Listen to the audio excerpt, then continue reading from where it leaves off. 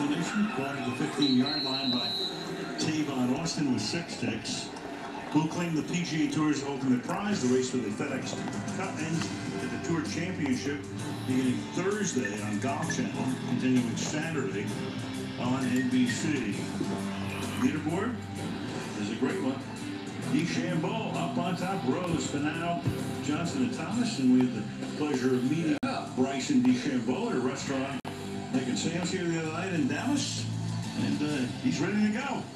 All the big stars hang out. Like Al Michaels. Yeah. I said, "Is a good swing thought, please God, don't let me whiff." He said, "No, I would change up on that one." That's the way the first half ends. An explosive start for the Cowboys, and not too much since, but they lead 10-0. And coming up next door at halftime, let's go to Mike Tirico to tell you what's on tap. Mike. Oh, you are the best, Al. Thanks. Hello, hello, hello. It is officially halftime, which means it's time for Will's unofficial halftime show, live here on the YouTubes. So welcome. If you're here, hit me up, say hello, just to make sure I can see you and I can talk to you here on this thing. First half of football, it's been kind of interesting from the Cowboys. So let's talk about it for a second. Hold on, just want to make sure I'm in, make sure I see everything that's going on here. Hello, hello, everybody. If you're just joining me, I'm just getting set up for the halftime show. So a couple observations from week 2 in the NFL. Most notably, Chris Colinsworth really likes to say RPO a lot. Last week he was railing on it over and over again during Sunday Night Football, and he's already kind of mentioned it a couple times tonight.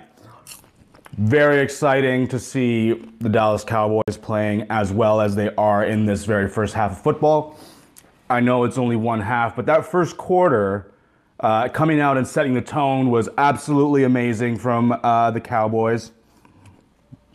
Yes, there are 2 people, Infernal Basher, and you're one of them. Thank you for joining me.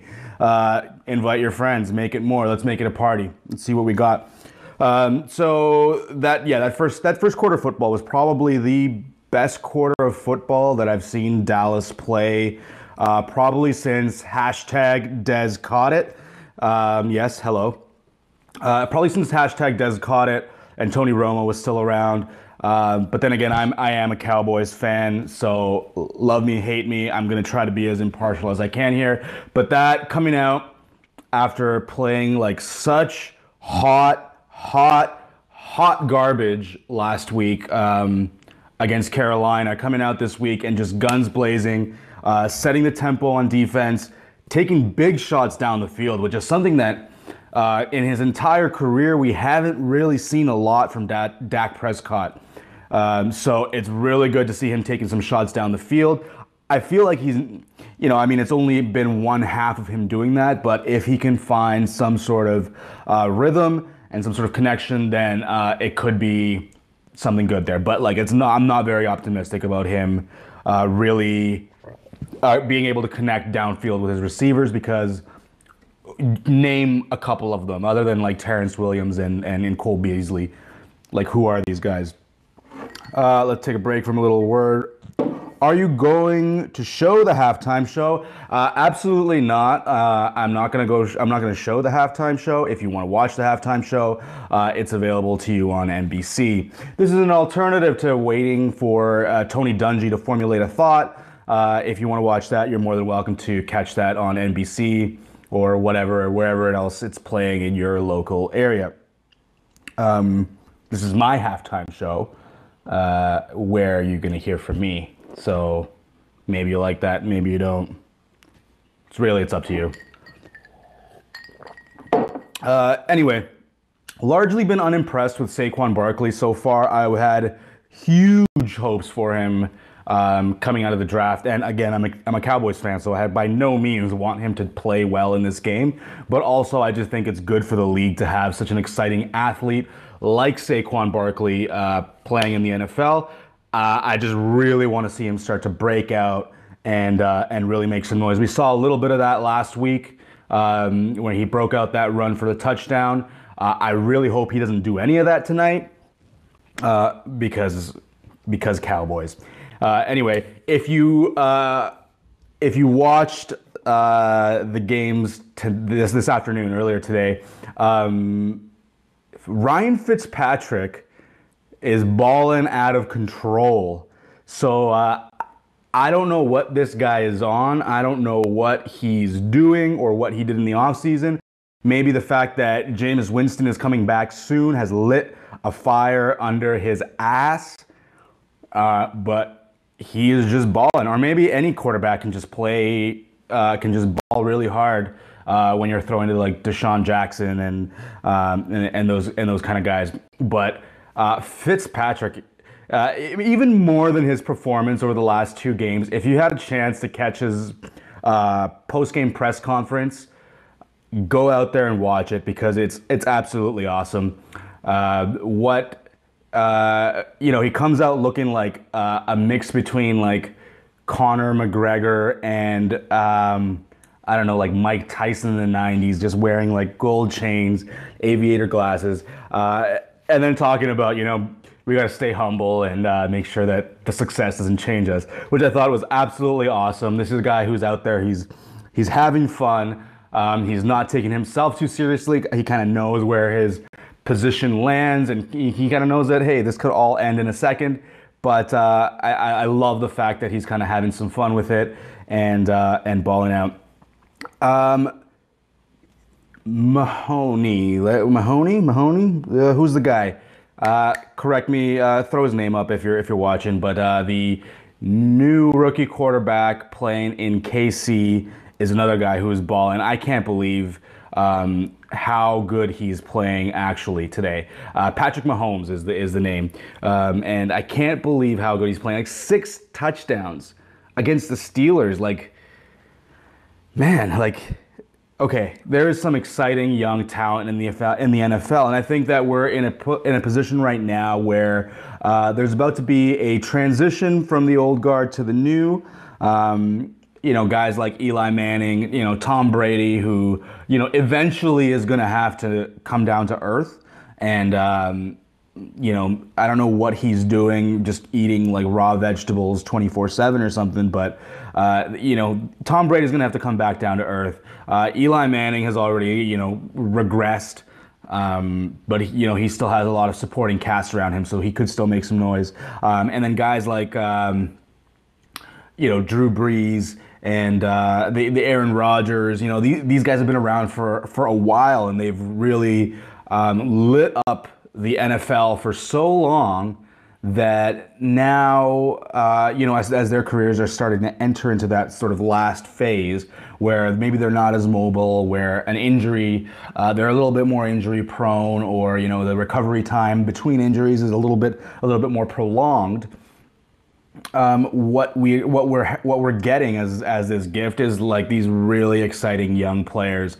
I don't mean to laugh at the Jets' expense, but like the talk this morning on the NFL Network and a lot of the pregame coverage was whether Sam Darnold was the franchise quarterback, and it's like, come on, guys, how many times, Jets fans, are you going to anoint a new guy as the guy?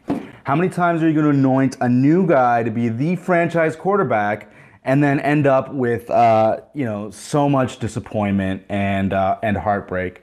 And I get it. It's your job as a fan. You got to try to believe the hype and, maybe temper your expectations a little bit. But I mean, the hype is real with Sam Darnold, and he just didn't show up today. So, hoping. I really don't care what happens to the Jets, to be honest. So if Sam Darnold becomes the guy, then great. If not, then who cares? You're not winning a Super Bowl anytime soon. That's just straight facts. Interesting article I wanted to talk about real quick. As we only have a few minutes left before we get back to football, before you can turn your attention back to your TV or wherever it is you're watching Sunday Night Football. Is football dying? Because right now there's a article that came out yesterday in the New York Times, it came out last Sunday in the New York Times, about some football teams in New York who are now having trouble even fielding a single age group. So they don't have enough players to even fill one single age group of football. And I think that effect is going to start to trickle up, I guess. So right now we're looking at it in the middle school level, and then you're going to have trouble filling high school teams, which are then going to lead to a premium on talent at the college level, which, in maybe 10, 15 years, what we could be looking at is sort of a talent vacuum in the NFL. And the rules that the NFL keeps pulling out there are just absolutely ridiculous, and they're just really not helping anyone. So if anyone understands the new tackling rules and can clearly explain to me why one tackle is okay and another is not, other than the fact that if you even look at a quarterback, if you even mean mug a quarterback or take a deep breath in the vicinity of a quarterback, you're going to get a 15-yard penalty. And that's just absolutely insane. I think football has to stay football in order for it to be worth anything. And it's a hard sport, and it's going to be a hard sport. And I get it. You're trying to mitigate injuries. You're trying to keep people on the field. You're trying to keep your star players on the field. Also, you're training these guys. These guys have come up their entire careers, their entire lives. I'm talking about defenders now, who do things a certain way, who have been tackling a certain way, who have been taught to hit a certain way. Excuse me. Who approach the game with a certain level of intensity. And now you are penalizing them for being good at that. You're penalizing them for getting right to the quarterback. And at that moment, mid-tackle at whatever speed that they're playing at, mid-tackle, they have to suddenly pump the brakes and not touch a quarterback. Come on, this is absolute madness. And then this whole notion of now you get a penalty if your body weight falls on the quarterback.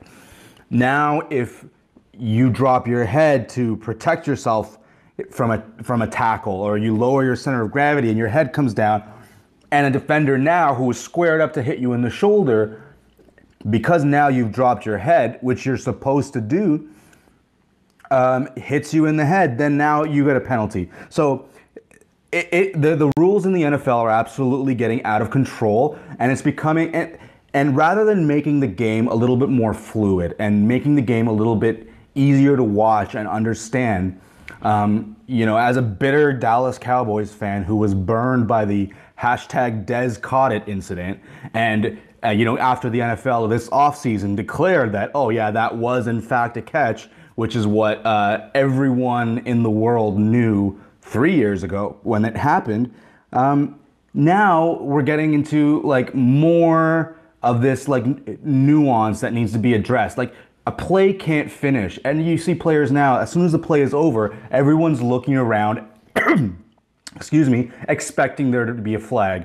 So NFL, you got to fix that. It looks like they're about to kick off back in Dallas. Enjoy the second half of the game. We'll be back next week with week 3 of the halftime show. Shoot me your questions. I'd love to hear from you. We want to make this as interactive as possible. But that's it for me. I'll leave you with the Dallas Cowboys and the New York Giants. Go Cowboys. Screw you, Eli Manning. We'll see you next week.